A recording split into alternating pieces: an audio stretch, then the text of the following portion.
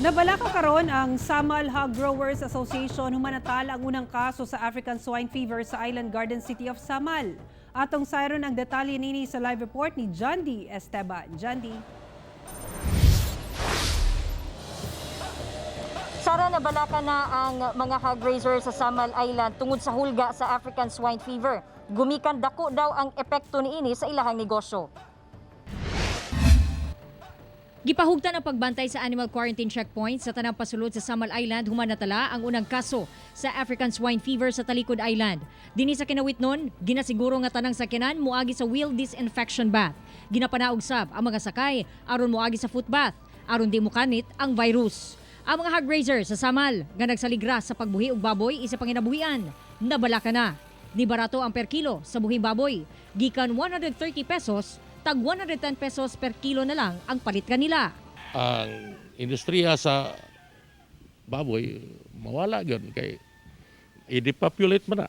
Kana og na mosulod ang pandemya, pila ka tuig pa usa makabalik og pamahi og baboy. Ang panginabuhian sa Samal apektado gyud.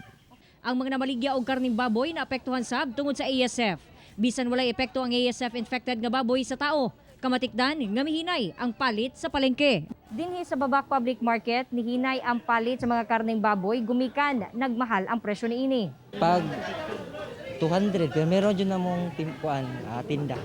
Kano saan nagmahal? Nagsugod og mahal. Kada simana nagtaas big G's, tas G's na po, ana lang.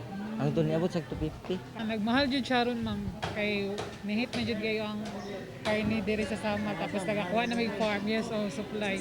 Hinuon gipangandaman na daan sa Samal Hog Growers Association ang supply sa karneng baboy hangtod Enero sunod tuig. Andam sab ang mga hog raisers nga mutabang sa LGU sa pagbantay sa mga entry o exit points aron masiguro nga dili mukatag ang virus.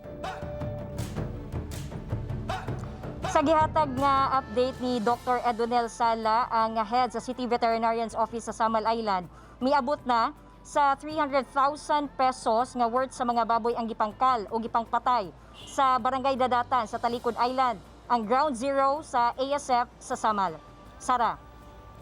Okay, dagang salamat, John D. Esteban.